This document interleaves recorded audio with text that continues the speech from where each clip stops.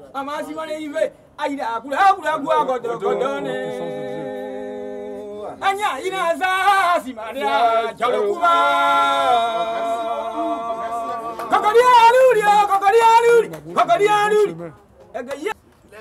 Majesté, Messieurs les chefs des villages, les chefs de communauté qui êtes présents,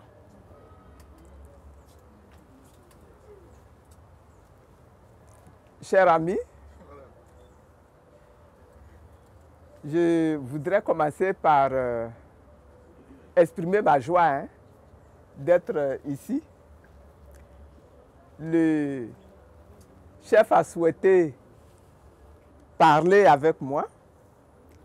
Et bon, comme Kofi l'a dit, quand vous êtes quelque part et que vous êtes soucieux de la vie politique, de la vie sociale d'une nation et qu'un chef vous appelle, vous acceptez de rencontrer. Voilà. Et donc, je me suis senti très honoré par la demande de Chief Izier.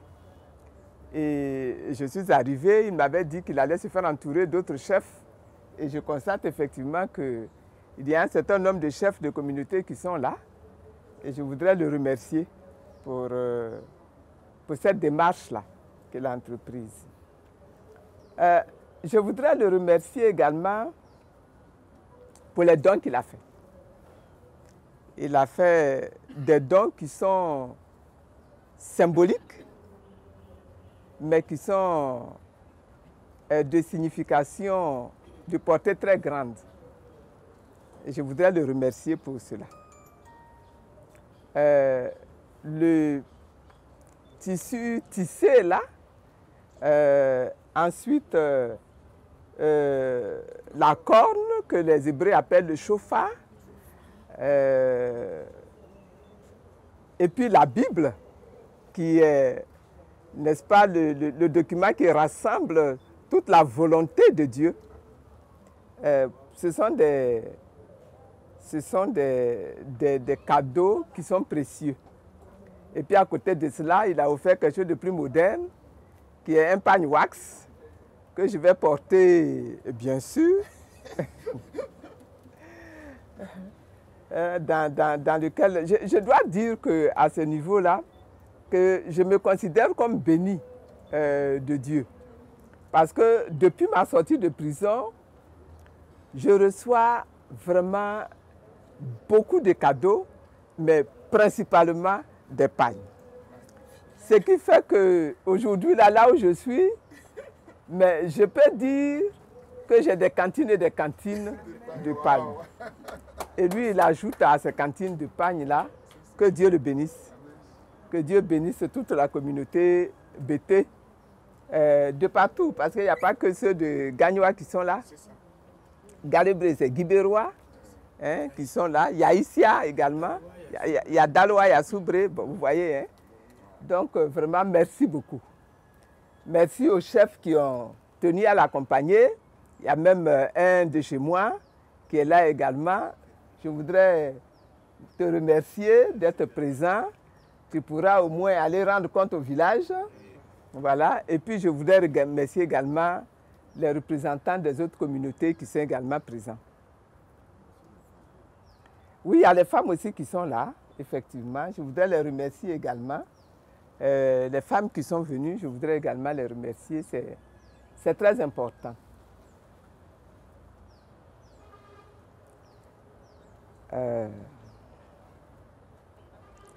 On est à un moment de l'histoire de la Côte d'Ivoire. Et tout à l'heure, il y a le chef de Galebré qui dit que ce qui aurait dû être fait, qui n'a pas été fait. Donc aujourd'hui, il vient féliciter son frère de prendre l'initiative. C'est vrai que nous sommes à un moment de l'histoire de la Côte d'Ivoire qui est un moment important. depuis des années, en tout cas principalement moi, je me suis investi pour que ce pays-là aille de l'avant, que ça progresse. C'est-à-dire, génération après génération, cette nation-là doit progresser. Et j'explique que, au départ, la nécessité, ça a été de récupérer notre pays-là d'entre les mains des colons qui étaient venus. Ils étaient plus forts que nous, militairement. Ils nous ont donc asservis. Ils nous ont tenus sur leurs joues, près d'un siècle. Et puis, nos parents se sont levés, ceux qui nous ont précédés, les générations qui nous ont précédés se sont levés, ont combattu pour les cultures d'abord, avec le syndicat des planteurs, et puis pour la souveraineté de la Côte d'Ivoire, et avec à leur tête le président Houphouët, on a pu arriver à l'indépendance. On est arrivé à l'indépendance, le PDCI a pris le pouvoir. Mais le PDCI a organisé le parti unique. Or, nos parents là même le disent, hein, dans une communauté là, quand vous avez votre campement, vous êtes seul, vous êtes chef de votre campement. Mais pour que vous soyez un village, il faut que vous soyez plusieurs têtes et plusieurs campements à l'intérieur du village. Pour que la Côte d'Ivoire soit une nation au bénéfice de toutes les populations, il faut sortir du parti unique. Il faut donner la possibilité à toutes les sensibilités ivoiriennes là, de s'exprimer et que ces sensibilités-là soient prises en compte dans la gestion de la Côte d'Ivoire. C'est cela, c'est cette vision-là qui a amené leurs frères, leurs fils pour certains, leurs pères pour d'autres, avec nous tous, de créer un parti qui va se mettre à revendiquer que la communauté ivoirienne tout entière soit prise en compte dans la gestion politique de la Côte d'Ivoire. Il faut donc autoriser, permettre que d'autres sensibilités s'expriment et se manifestent. Ça nous a conduit au multipartisme. Et c'est pour ça qu'aujourd'hui, quand on parle, on dit Houphouët a été le père de la nation ivoirienne. Mais Laurent Gbagbo a été le père de la démocratie ivoirienne. Génération après génération, chacun apporte sa pierre. Aujourd'hui, là, dans la génération où nous sommes, le multipartisme, là, c'est déjà quelque chose. Bien sûr, ce n'est pas encore exactement comme on le souhaite. Hein. Si vous regardez, même les colons, là, ils continuent de nous fatiguer encore d'esprit, hein, de nous piétiner, de vouloir régenter notre vie. Donc, ce n'est pas fini. Hein. Le combat du Fouet, là, le combat du PDCI, il n'est pas encore terminé. Le combat de Gbagbo n'est pas encore terminé. Ce combat-là, il continue. On doit encore combattre pour la souveraineté. On doit encore combattre pour la liberté d'opinion. On doit encore combattre pour la démocratie. Aujourd'hui, là, il y a un troisième combat qui se présente. Ce troisième combat qui se présente là, c'est que l'Afrique, la Côte d'Ivoire, doit être totalement refondée dans son économie, dans sa gestion politique, dans le respect des hommes, des citoyens, dans la collaboration entre Ivoiriens et non-Ivoiriens, dans la gestion de la justice dans un pays. Un pays n'est rien tant que la justice n'est pas respectée dans ce pays-là. Tout cela, c'est le travail que nous avons à faire aujourd'hui. C'est le travail des générations nouvelles aujourd'hui. Et c'est la raison pour laquelle moi j'ai créé, avec les femmes, j'ai créé ce que j'appelle le mouvement des générations capables. Mon espoir, c'est qu'avec ce mouvement des générations capables, nous abordons la question de la transformation des mentalités ivoiriennes. La question de l'acquisition des valeurs par les Ivoiriens eux-mêmes. La question d'une meilleure prise en charge du développement économique de notre pays, du développement politique de notre pays, de l'équipement social et technique de notre pays, et que nous modernisions notre nation ivoirienne. Voilà les chemins dans lesquels, personnellement, je suis engagé aujourd'hui. Et c'est dans ce chemin-là que je demande aux Ivoiriens de me suivre aujourd'hui. C'est dans ce chemin-là que je demande à mes maris Bété-là de me suivre aujourd'hui. C'est dans ce chemin-là que je demande à mes parents, à Bouré, à Agni, du Sud Komwe, du Zanzan, à tous nos parents, Gouro, Nyaboua, Guéré, etc. On est nombreux, hein. Ce nous faut, on a 60 ethnies, on est 60 ethnies. Ah, les Attiers même, les Attiers, les Abers, tout ça là, pour qu'on bâtisse la Côte d'Ivoire, pour qu'on construise la Côte d'Ivoire, pour qu'on fasse progresser la Côte d'Ivoire, pour que la Côte d'Ivoire devienne véritablement une locomotive qui va tirer non seulement toute la sous-région là, mais qui va même tirer toute l'Afrique. Voilà mon projet, voilà l'offre que je fais aux Ivoiriens, voilà la proposition que je fais aux Ivoiriens. Voilà. Je voudrais m'arrêter là pour le moment. Hein. Voilà. Donc, la pluie là, Dieu est en train de bénir ma parole.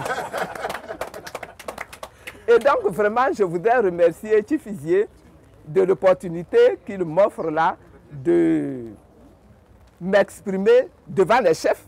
Ce sont les chefs. Ce sont des chefs. Quelqu'un l'a dit tout à l'heure, et je réinsiste là-dessus. À cause de la crise que nous avons vécue, lui-même, il a dit qu'il a dû intervenir lui-même dans le débat entre deux frères qui sont des anciens amis pour que la Côte d'Ivoire n'entre pas dans la crise. Mais la Côte d'Ivoire est rentrée quand même dans la crise. Sa démarche, elle était louable, elle doit être continuée. Mais à cette époque-là, ça n'allait pas aboutir. Mais bon, le temps aussi, c'est Dieu qui fixe le temps. C'est Dieu qui fixe le temps. Et donc, aujourd'hui, là, nous sommes contraints de réussir la réconciliation des populations ivoiriennes. Parce que le problème, il est là. Et il existe. Et on ne va pas contourner ce problème-là. On ne pourra même pas, Dieu ne nous donnera même pas le luxe même de contourner ce problème. Le problème, il est là. Il est posé.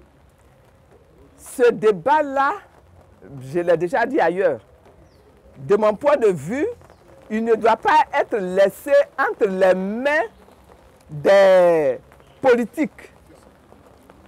Eux qui sont les chefs là, ils doivent s'impliquer dans ce débat-là. Pourquoi ils doivent s'impliquer? Ils doivent s'impliquer parce que dans la crise que la Côte d'Ivoire a vécue là, nous avons connu de nombreuses victimes. Il y en a qui sont même morts, mais leurs parents sont là, leurs descendants sont là.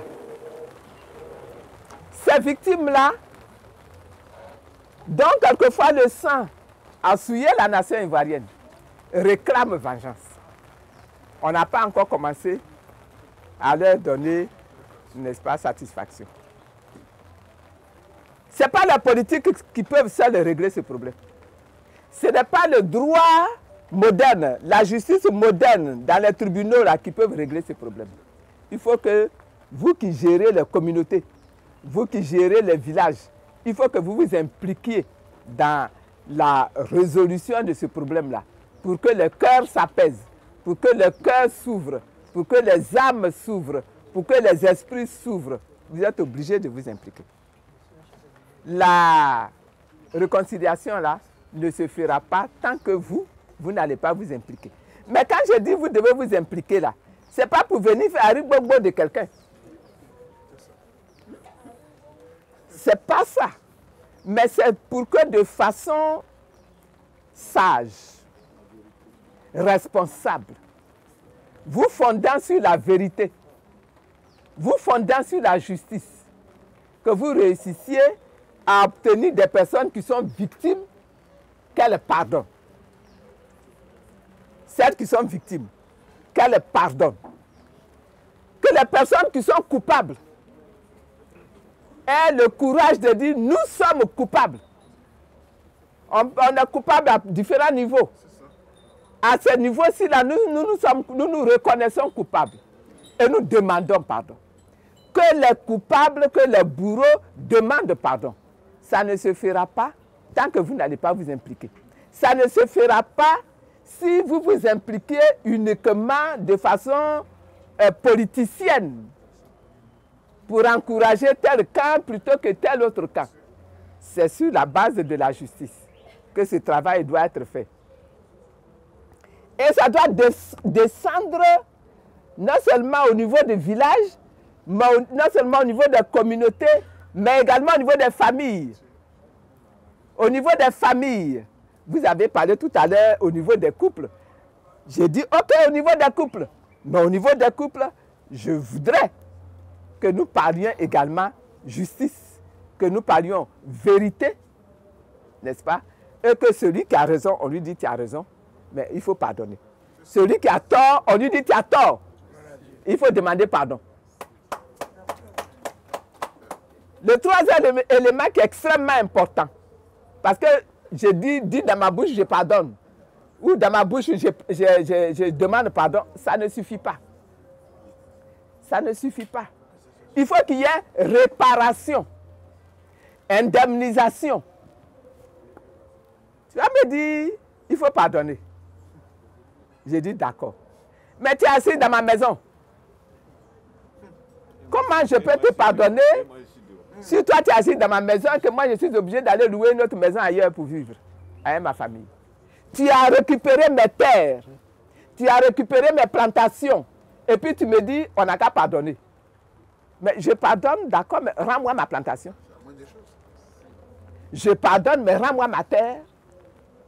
Je pardonne, mais tu as pris ma femme, rends-moi ma femme. Je pardonne, mais tu as pris mon mari, rends-moi mon mari.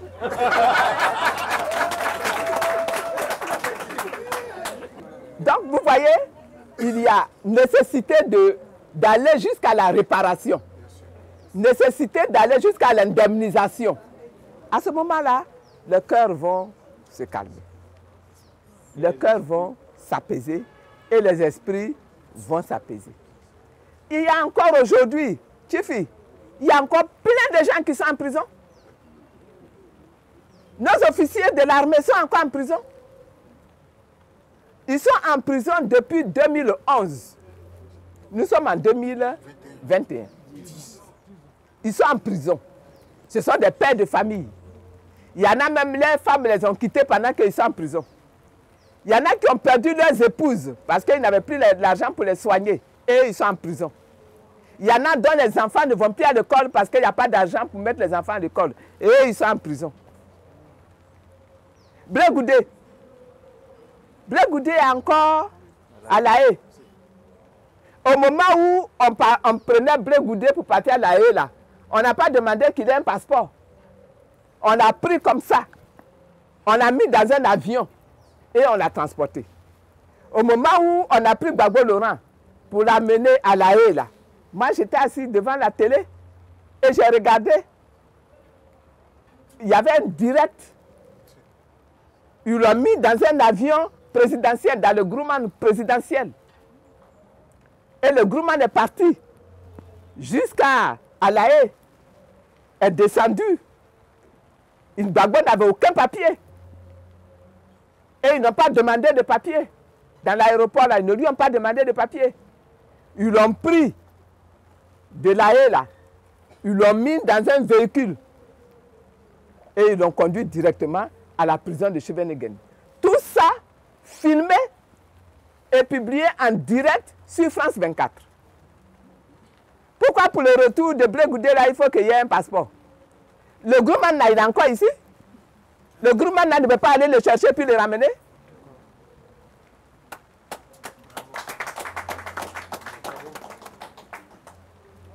Vous voyez, l'injustice là ne peut pas régler, ne peut pas permettre de régler le problème de la réconciliation. Vous qui êtes les chefs là, si vous vous impliquez, vous qui représentez une opinion publique qui peut être forte, si vous vous impliquez avec sincérité dans ce débat-là, on peut aboutir à une bonne réconciliation. Il y a un grave problème qui est en train de venir là. Regardez comment les gens organisent les déguerpissements dans nos cités. Regardez comment ils ont chassé des milliers de pères de famille à Koumassi, à Yopougon. Les chefs là, vous vous dites quoi? Ce sont des gens qui, pour certains, étaient propriétaires des terres sur lesquelles sont bâties les maisons. Ils sont propriétaires des maisons. Et les gens viennent à 4 h du matin casser les maisons, les chasser des maisons. Aujourd'hui, ils sont devenus des sans logements fixes. Aujourd'hui, on dit, on a commencé un dialogue politique qui commence aujourd'hui. Et pour ce dialogue politique-là, on invite quelques chefs de parti et puis on dit, bon, mais on va aller faire des dialogues politiques. Mais le dialogue politique ne se fait pas avec des chefs de parti. Le dialogue politique se fait avec la population. Et la population, là, aujourd'hui, là, elle est organisée. Vous, les chefs traditionnels, là, pourquoi vous n'êtes pas au dialogue politique? Les chefs des associations, des organisations, d'associations de la société civile, pourquoi ces chefs-là ne sont pas au dialogue politique? Les associations de droits de l'homme, pourquoi ces organisations-là ne sont pas à ce dialogue politique? Voilà une initiative qui va aller se retrouver garée dans un coin encore et ça va amener d'autres problèmes dans la Côte d'Ivoire. Vous voyez?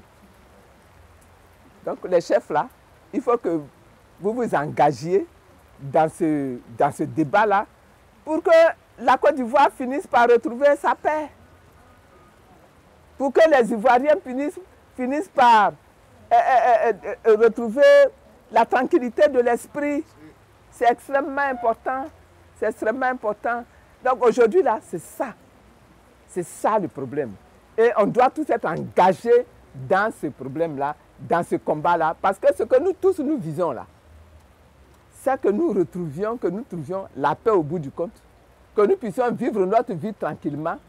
Que comment je peux dire ça, les différents dons que Dieu nous a distribués, chacun a reçu quelque chose, tous ces différents talents que Dieu nous a distribués, que nous puissions les laisser s'épanouir, que nous puissions les mettre à la disposition de la population, de nos citoyens, de la société.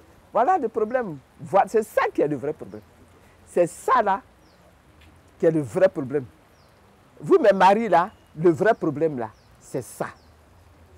Et je souhaiterais vous retrouver sur ce chantier-là du combat aujourd'hui pour la Côte d'Ivoire de demain. Que Dieu vous bénisse. Amen. Que Dieu bénisse la Côte d'Ivoire. Je vous remercie. Merci beaucoup. Merci infiniment.